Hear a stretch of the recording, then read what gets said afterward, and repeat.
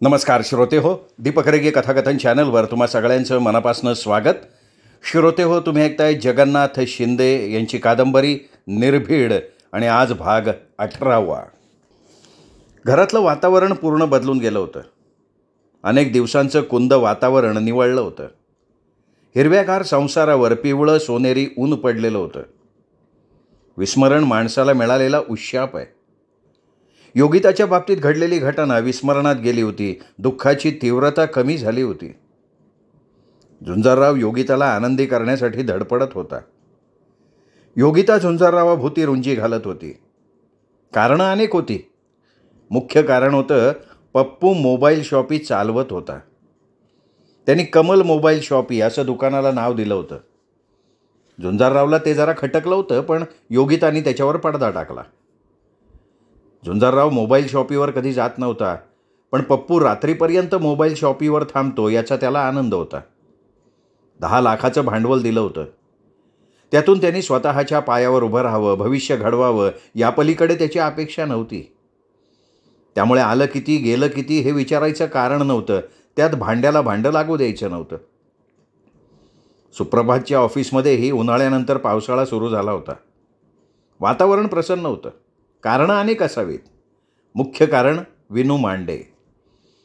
त्या बहादरानं झुंजारराव सदर बंद झाल्यावर आलेल्या पत्रांच्या 4 गोणी भरल्या आणि हेड ऑफिस गाठलं. एकच प्रश्न केला, वाचकांचा हा संताप आहे. झुंजारराव सदर सुरू करताय का सुप्रभात बंद करायचा विचार आहे?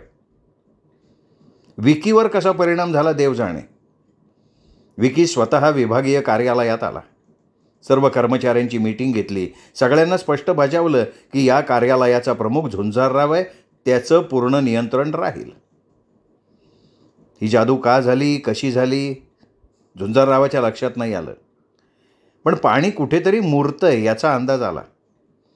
विकीसारखा माणूस एवढा सहजासहजी निवळणं शक्यच नव्हतं.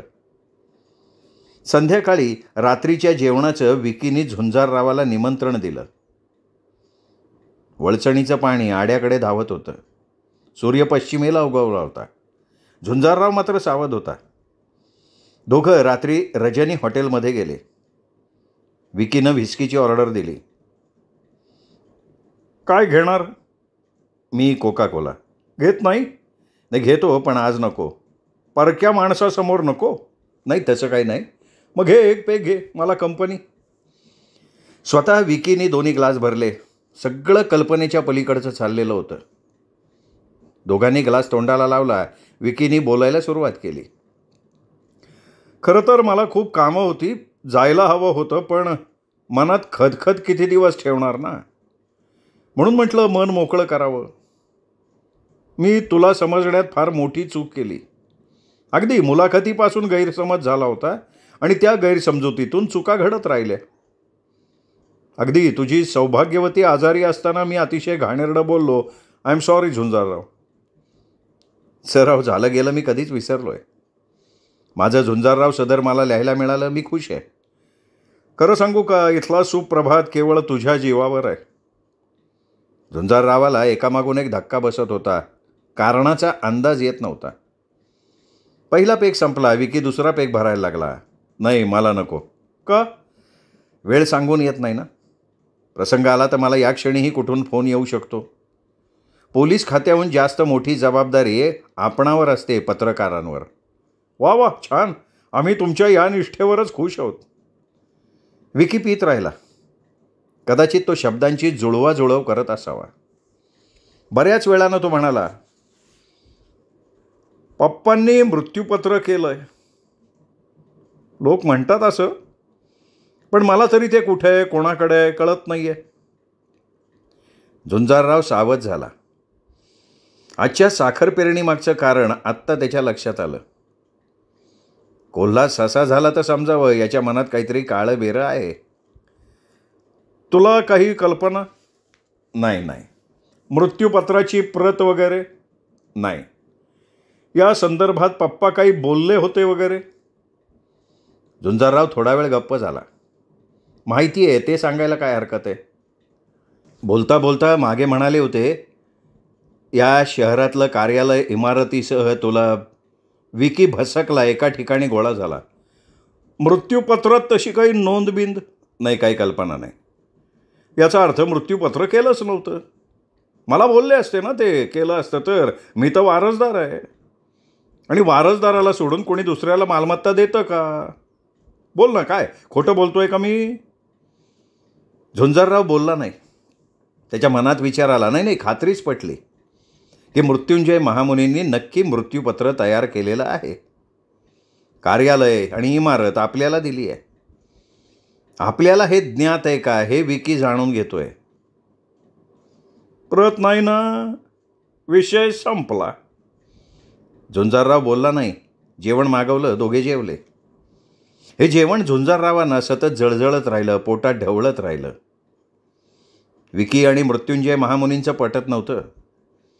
मृत्युंजय महामुनींनी मृत्यूपत्र केलंच असेल तर विकीसाठी काय दिलं आहे का नाही दिलेलं, आणि आपल्यासाठी काय लिहून ठेवलं आहे? आपला हक्क नाही. नोकरी केली, काम केलं, त्याचे पैसे घेतलेत. त्यांच्या खाजगी व्यवहारात लक्ष द्यायचं नाही. मालमत्ता त्याची, वारसदार ते. आपण लक्ष द्यायचं नाही. मिळालं देवाच्या दयेनं, न मिळालं दुःख नाही. झुंजाररावांनी एकच पेग घेतला होता, तो पूर्ण शुद्धीत होता. त्याचं स्वतःवर पूर्ण नियंत्रण होतं. तो घरी पोचला, कपडे काढणार तेवढ्यात रिंग वाजली. कोण? झुंजारराव, मी फार संकटात आहे हो. अरे कोण? मी शंकरराव आठवले. आज रात्री माझा खून होणार आहे. शंकरराव? देवाशपथ सांगतोय. शंकरराव, तू पोलिसात? नाही, ते फिर्याद घेत नाही आहेत. गुन्हा घडल्याशिवाय आम्ही तिथे येणार नाही म्हणतात. खुनाची धमकी दिली आहे का? कुणी? चिक्कू गँगनं. पत्ता दे, मी आलो. त्यांनी पत्ता दिला. झुंजाररावांनी विनू मांडेला फोन लावला. तयार राहायला सांगितलं. दुसरा फोन संबंधित पोलीस स्टेशनच्या PSI सय्यदला लावला. सय्यद साहेब, 4 माणसं घेऊन शुक्रवार पेठेच्या कोपऱ्यावर या. का बरं? अहो, एकाचा प्राण वाचवायचा आहे. काय नाव? शंकरराव आठवले. हां, त्या मूर्ख माणसाने तुमची गुगली घेतली का? म्हणजे? अहो, वेडा आहे तो. अहो, असं कोणी फोन करतं का? तुमच्याकडे तो तक्रार द्यायला पण आला होता. तेच म्हणतोय मी. मूर्ख माणसांच्या मागे लागायला आम्हाला वेळ आहे का? त्यांनी फोन बंद केला. झुंजारराव विचारात पडला. काय करावं सुचेना. आठवले विक्षिप्त असेल, वेडसर असेल, का खरंच त्याची हत्या होणार आहे? आणि होणार असेल हत्या तर कारण काय? विनू मांडेला फोन केला होता, तो तयार असणार. चला जाऊया, वस्तुस्थिती तर कळेल. किमान विक्षिप्त माणसाची ओळख होईल. बरोबर रिव्हॉल्वर घेतलं, निघाला. विनू मांडे ठरल्या ठिकाणी तयार होता. दोघे शुक्रवार पेठेत आले. रात्रीचे 10 वाजले होते. पत्ता होता, त्यामुळे घर शोधणं कठीण नाही गेलं. शंकरराव आठवले विक्षिप्त नाही वाटला. तरुण होता, घरात एकटाच होता. वेळोवेळी त्याला धमकीचे फोन येत होते, आणि त्यासाठी त्यांनी बायकोला माहेरी पाठवलं होतं. पोलिसात तक्रार करायला 4-5 वेळा गेला होता, पण तक्रार घेतली नव्हती. चिक्कू गँगकडनं धमक्यांचे फोन येत होते. चिक्कू हा जिल्ह्यातला मशहूर गुन्हेगार. त्याच्या नादाला कोणी लागत नसे. तो क्रूर तर होताच, आणि त्याला राजकीय पाठबळही होतं. आत गेला तरी 2-4 दिवस आत राही, पुन्हा बाहेर येई. मोठी गँग होती त्याची. त्याच्या नादाला शक्यतो कोणी लागत नसे. सुपारी घेऊन माणसांना मारत असे. ठेकेदार, मोठे उद्योजक यांच्याकडनं हप्ता गोळा करत असे. शंकरराव आठवले MIDCत एका छोट्या कंपनीत कामाला होता. 15 दिवसापूर्वी नेहमीप्रमाणे ऑफिसमध्ये काम करत होता. मालक चंद्रपाल आपल्या केबिनमध्ये होते. तेवढ्यात 2 माणसं आली. मालक कुठे रे तुझा? आत आहे. कोण आलंय म्हणून सांगू? तुझा आणि तुझ्या मालकाचा बाप आलाय म्हणाव. शंकरराव आठवले चक्रावून गेला, बघत राहिला. बडबट्या डोळ्याचे, काय बघत राहिलं रे? मालकाला सांग ना, बाप आलेत म्हणाव. हे बघा, ही बोलायची पद्धत चांगली नाही. जयले एकाने खाडकन वाजवली. कसं बोलायचं हे तू शिकवणार का आम्हाला? शंकररावाच्या डोक्यात झिणझिण्या आल्या. तोंडात मारणाऱ्यावर त्याने हात उगारला, पण तेवढ्यात दुसऱ्याने त्याचा हात मुरगळला. त्या आवाजाने चंद्रपाल बाहेर आले. काय चाललंय? या कुत्र्याला साखळी लावायची, गुरगुरलं तर पोटला काढायचा. अरे कोण आहात तुम्ही? आम्ही चिक्कू दादाची माणसे. का आला? 5 लाख पाहिजेत. कसले 5 लाख? धंदा करायचा आहे का शटर बंद करून टाकायचं? अहो, धंद्याची कशी वाट लागली आहे माहिती नाही आहे तुम्हाला? बाजारात तंगी आहे. आमचा काय संबंध त्याशी? आम्ही फक्त 5 लाखाचे धनी, वर्षातनं एकदा येतो आम्ही. चल 5 दे चल. आत्ता नाही आहेत माझ्याकडे. उद्या परत येऊ. उद्या? तारीख सांग. महिनाभर तरी. काय मारवाडी वाटलो काय तुला? महिन्याची मुदत मागतोय तू? हे बघ, परवा येऊ. आणि पोलिसात गेला तर मी आला म्हणून समज काय. ते बाहेर पडले. चंद्रपाल भित्रे होते. त्यांनी स्वतः पोलिसात तक्रार केली नाही, शंकरराव आठवलेल्या तक्रार करायला पाठवलं. पोलिसांनी दोघांना पकडलं, पण 2च दिवसात ते बाहेर आले. आणि नंतर हे खुनाच्या धमकीचे फोन यायला लागले. तक्रार मागे घे नाही तर खलास करू. झुंजारराव आज इथे येतील, खात्री आहे मला. शंकरराव आठवले लटपट कापत होता. तक्रार मागे घ्यायची मुदत आज संपली.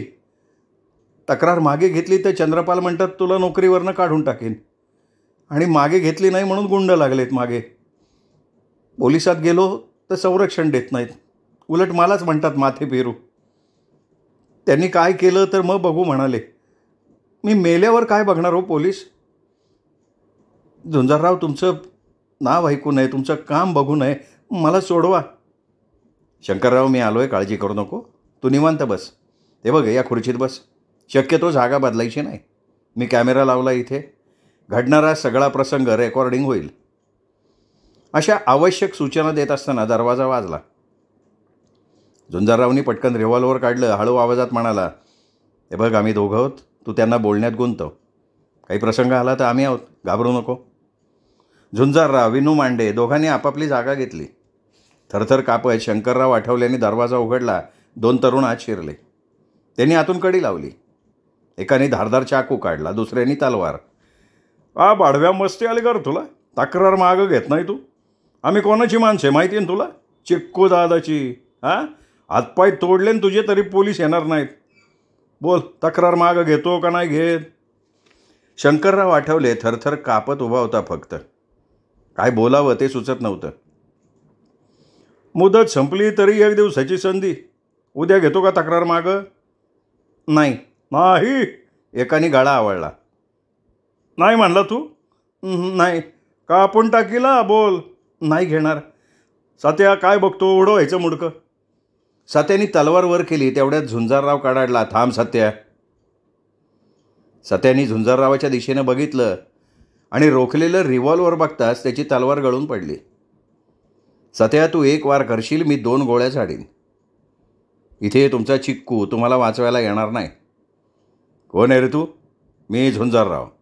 तू तू तू झुंजारराव? विनू, तलवार घे, चाकू घे त्यांची.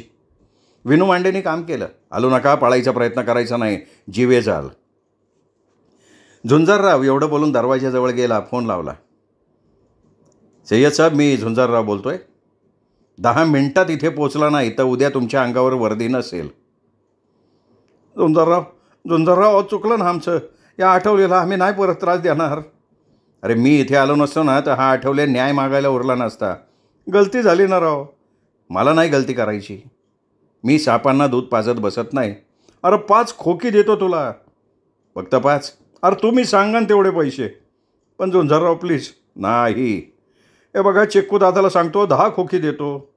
14 मंजूर आहे. पण आणखीन एक अट. चिक्कू दादा नेमकी कोणती कामं तुमच्याकडनं करवून घेतो हे सांगायचं. आम्हाला नाही माहिती ते. तुम्ही काय काय करत होता ते तर सांगाल. तसं म्हणजे खरं सांगायचं, नाही तर पोलिसांची गाडी येतीच आहे. सांगतो. दोघांनी चिक्कू दादासाठी करत असलेल्या कामाचा पाढाच वाचला. तेवढ्यात गाडी आल्याचा आवाज आला.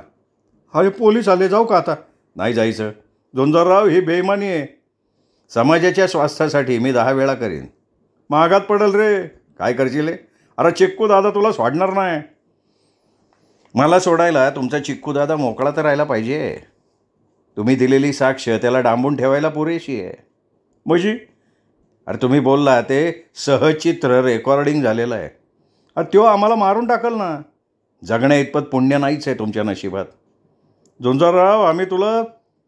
त्याचवेळी दरवाजा वाजला. सय्यद लवाजम्यासकट आले. या घटनेनं राज्यभर खळबळ माजली. दैनिक सुप्रभातनं पुराव्यासकट बातम्या छापल्या. राजकीय पाठबळाने अंग झटकलं. पोलीस खातं खळबळून जागं झालं. गृहमंत्र्यांनी या घटनेची जातीनं नोंद घेतली. त्यात ते दोघं बोलते झाले. चिक्कूदादा, त्याचे सगळे साथीदार धरपकड झाले. निर्भय झालेले आपदग्रस्त तक्रार करण्यासाठी पुढे आले. चिक्कूची कुंडलीच तयार झाली. इतिहास कोर्टात दाखल झाला. अनेक वर्षापासून जिल्हाभर उच्छाद मांडणारं चिक्कूदादाचे सखेसोबती आत गेले. जिल्ह्यातली सामान्य जनता, उद्योजक दैनिक सुप्रभातच्या कामगिरीवर खुश. झुंजाररावला शेकडो लोकांनी शुभेच्छा दिल्या. एक दिवशी प्रियंका आली. मला तुझ्याशी महत्त्वाचं बोलायचं आहे. हा बोल की. इथे नाही, इथे सगळ्यांच्या नजरा कावळ्याच्या झाल्या आहेत. ठीक आहे, बाहेर जाऊ. निवांतपणा मिळेल अशा ठिकाणी जाऊ. दोघं बाहेर पडले. ड्रीमलँड हॉटेलमध्ये एक कोपरा गाठून बसले. बोल आता, मोकळेपणानं बोल. ती गप्प. चिरंजीव कसा आहे? तुझ्यासारखा. पाळण्यात पाय दिसायला लागलेत. काळजी घे.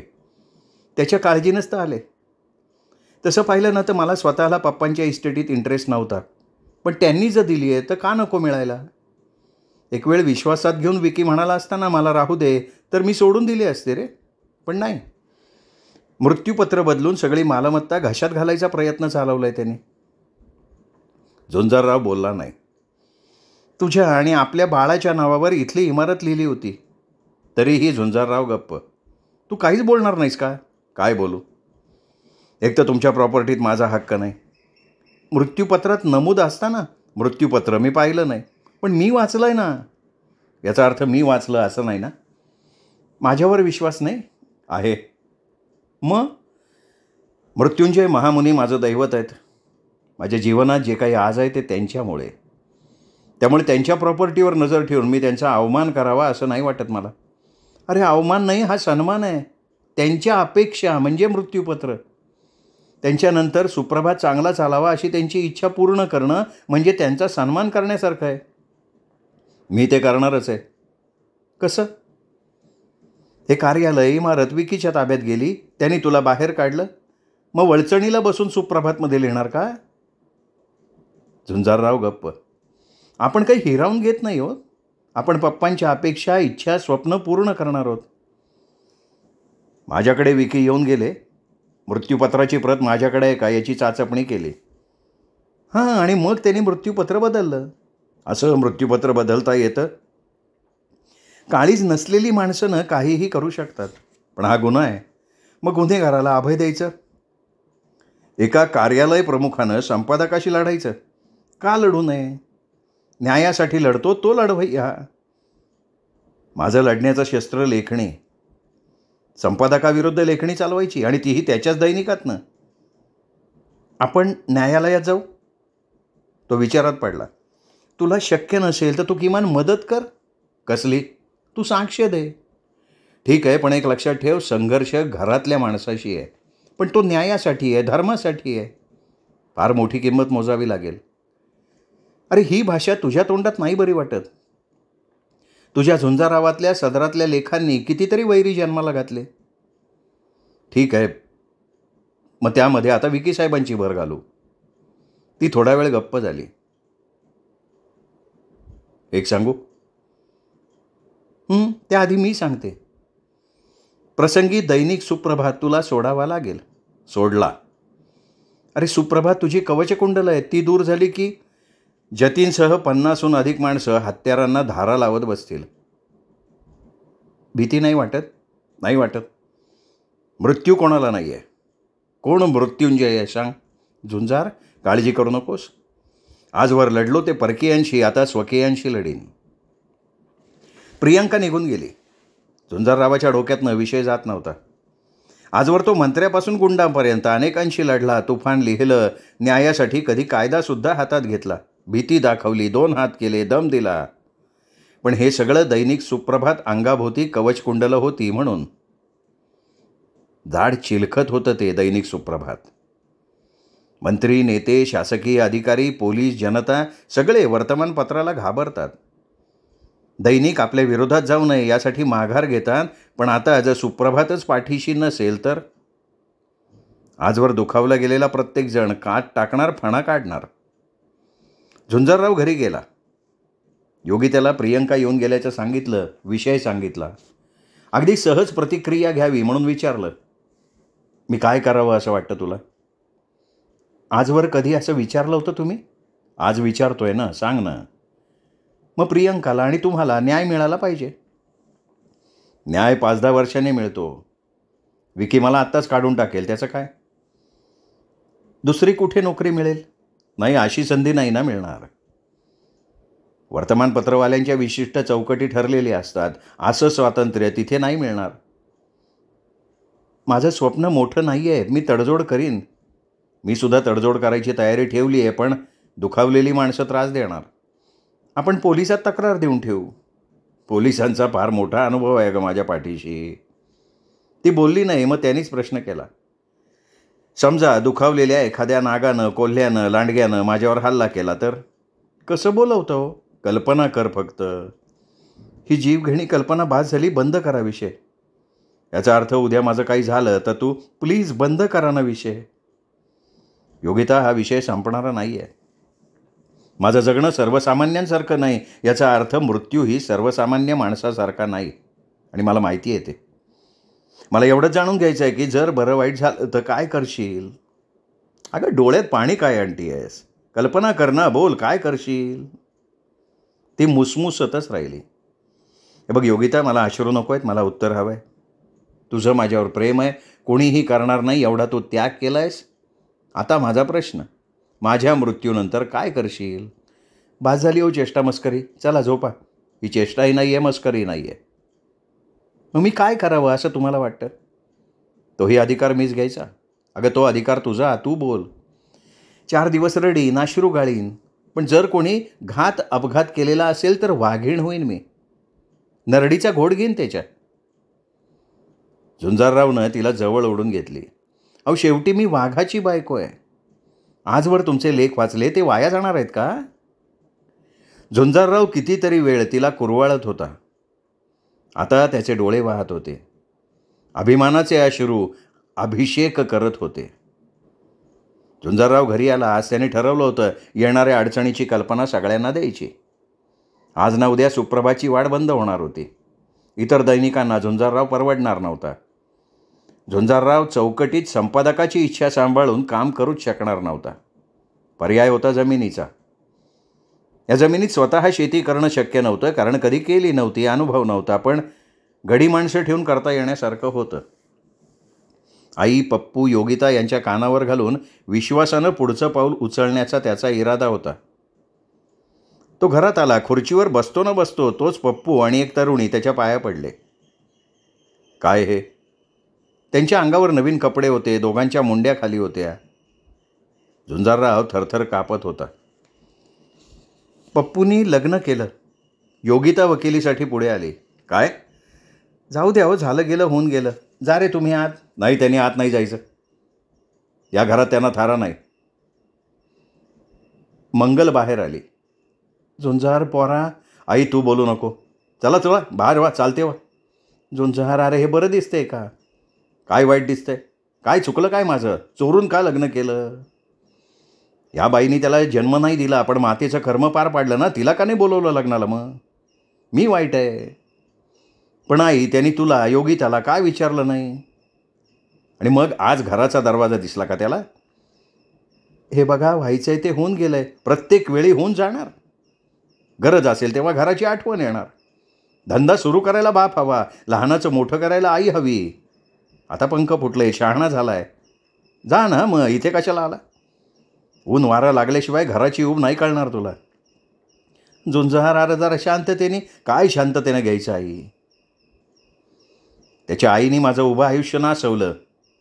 या आईने माया दिली नसती तर काय झालं असतं? उलट मला म्हणतो माझी आई तुमच्यामुळे गेली. अरे तो लहान आहे. लग्न करण्या इतका मोठा झालाय तो. चल रे चल, माझ्यासमोरून चालता हो. झुंजार, आई तू मध्ये बोलू नको. अरे पण जाणार कुठं? थांब आजे. आजे मला बोलू दे. सगळेच गप्प झाले. पप्पूला वाचा फुटली होती. आजे, आई नसलेल्या लेकराची हीच अवस्था असते. मग ही कोण रे तुझी? माझ्यापेक्षा तुम्हाला जास्त माहिती आहे. ती तुमची आहे. पप्पू, तुम्ही खोटारडे आहात हो. अनेकांचे संसार जुळवले, मोडलेले तोडले, जोडलेले मोडले, एकत्र केले, मोडलेले. हे कशासाठी केलं? हे सगळं प्रतिष्ठेसाठी केलं, प्रसिद्धी मिळवण्यासाठी केलं, स्वतःला देव करण्याचा प्रयत्न केला तुम्ही. तुम्ही जगलात फक्त तुमच्यासाठी. असेल माझ्या आईचा आवाज तुसडा, केलीत तडजोड? नाही केली, कारण तुमचं प्रेमप्रकरण होतं. पप्पू, मला बोलू द्या.